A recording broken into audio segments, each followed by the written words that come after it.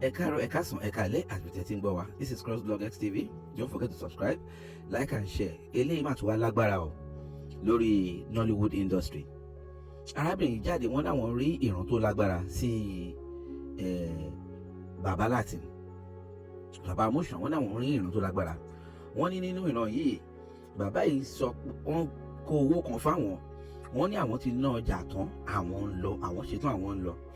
Ẹjọ́ eléyìí lágbára míì mọ́. Arábìnrin jíṣẹ́ wọn ní àwọn Nollywood wọ́n ti lọ tọwọ́ bọ nǹkan olóró tí ò jẹ́ kan tọwọ́ bọ̀. Wọ́n ní láti ṣe cleansing. Wọ́n ní ká má bàa rí i pé ìkan lọ ìkànṣẹ́ tẹ̀lé ìkan lọ ìkànṣẹ́ tẹ̀lé. Ẹ wo ìran yìí lágbára, ẹ wá nǹkan fìdílé nǹkan ẹja àjọgbọ́ ẹ̀kúnrẹ́rẹ́ prọfẹ́sì ìlàtọ́lá sí Bàbá Latin àti àwọn òṣèré jàǹkànjàǹkàn lóríṣiríṣi. Ẹ wo ilé ìlágbára ọgbẹ̀nu tán ẹja àjọgbọ́ kẹ́yìn náà kẹ́ máa fòpinion sínú comment.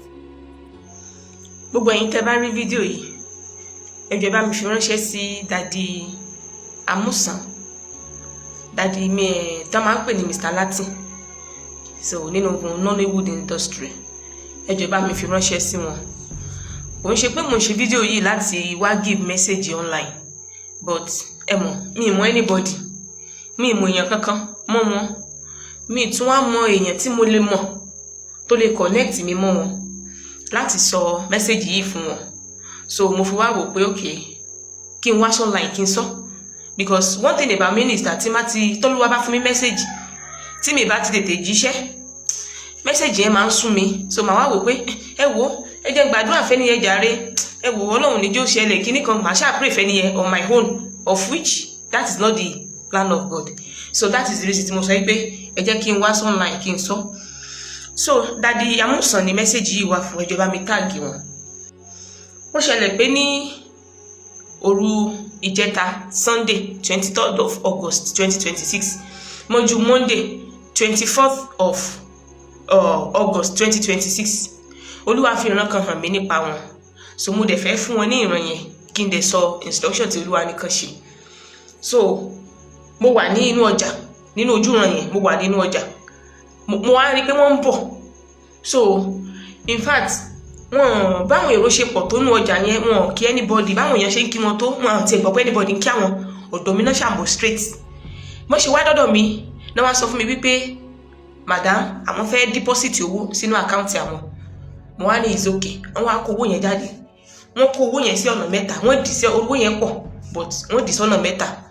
Ṣé mo báwọn alájàpá ṣe máa ń kó owó yẹn, bó ṣe máa ń kó owó yẹn tí ẹ pé bóyá bíi 10,000 táwọn á fi kan wọ́n á fi mú báyìí, wọ́n wá dì sọ́nà mẹ́ta, wọ́n wá kó owó yẹn fún mi.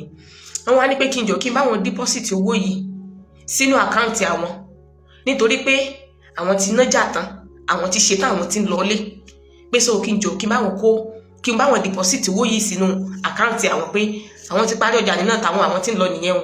So ìgbà tí wọ́n wá sọ bẹ́ẹ̀ yẹn fún mi, wọ́n wá kó owó yẹn fún mi, owó yẹn pọ̀, wọ́n á dì sọ́nà mẹ́ta báwọn alájàpá ṣe máa ń kó owó wọn yẹn. Bọ́n ṣe wá kó fún mi, mo wá try láti ka owó yẹn kí n mọ iye tí owó yẹn jẹ́, so that màá lè mọ iye tí màá ṣe transfer nígbà tí mo ṣe POS. So màá lè mọ iye tí màá transfer sínú àkáǹtì wọn.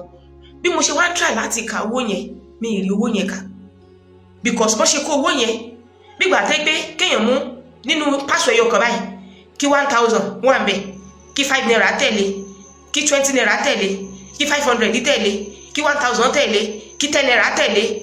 So bí mo ṣe ní pé mo mọ owó kà tó, bí mo ṣe ń kà kí sọ pé 1,000 10 naira, kí 500 tó tẹ̀lé, 1,000 5 10, 1,000 kí 20 naira tó tẹ̀lé. Owó yẹn ṣáàdàrú mi èrè owó yẹn kà. Mo kà títí tó bá ti kú díẹ̀ kí n kà tán kí n gẹ̀ẹ́tì ẹ̀, fígọ̀ kan tún sápá mi lórí nínú ẹ̀, mi tún ní gẹ̀ẹ́tì ẹ̀. Ìgbà tí mi wá rí owó yẹn kà wọn wá lè dúró mọ́, náà wá ní pé kí n jọ torí Ọlọ́run pé àwọn ò lè dúró mọ́, àwọn tí ń lọ nìyẹn, kí n ṣàmìṣọ pé mo kà kí n ṣàmìṣọ pé mo send owó yẹn sínú àkáǹtì àwọn tó ráwọn tí nájà àtàwọn ti ṣetán táwọn àwọn tí ń lọlé. Is okay. Ibi tèmi àti wọn ti wá ń sọ̀rọ̀ lọ́wọ́, àwọn ọkùnrin mẹ́ta kan wá dúró níwájú wa. Bó ṣe wá rí wọn wípé àwọn ni, inú wọn wá dùn pé Ọlọ́run ṣe àwọn fẹ́ bá wọn ya fọ́tò, being a legend, pé àwọn tiẹ̀ tí wọ́n ti pé àwọn fẹ́ bá wọn ya fọ́tò.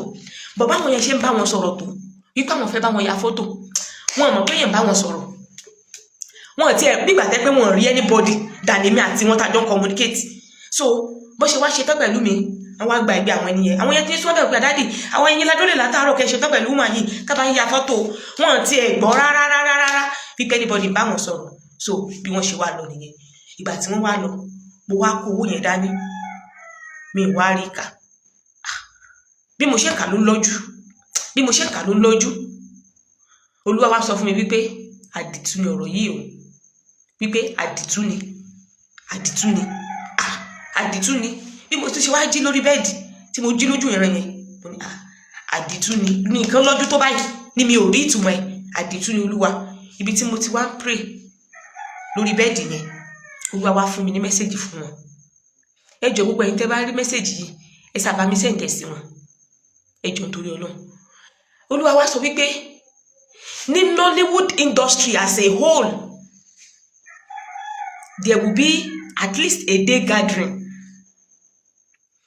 in Nollywood industry àwọn gangan kí wọ́n lọ pé àjọ tó ní ìrònú àjọ fún ìrònú pìwàdà ní Nollywood industry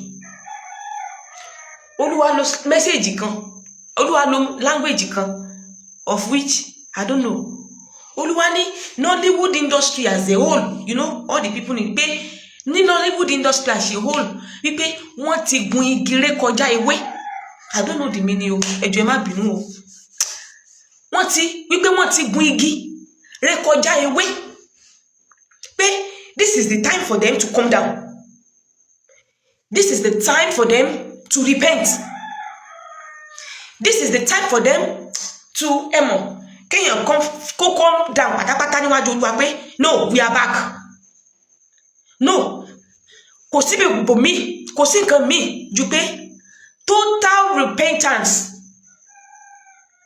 kí wọ́n sọ ẹkún kíkorò sí òun Ọlọ́run pé there should be total cleansing there should be total sanctification of the Nollywood industry ẹ jọ̀ọ́ má bínú o gbogbo wa ṣe fi hàn mí ni o mi ìdẹ̀ fẹ́ jẹ́ pé ẹ jọ̀ọ́ torí Ọlọ́run ẹ jọ̀ọ́ má bínú bólúwa ṣe fi hàn mí ni mo ṣe ń sọ o there should be total sanctification and cleansing of the Nollywood industry so that ó tàgbé ní ikú àkúfà kò ní ṣẹlẹ̀ láàrin wọn bẹ́ẹ̀ ṣe lọ́tọ́ lè tẹ̀lé based on what had happened amidst them.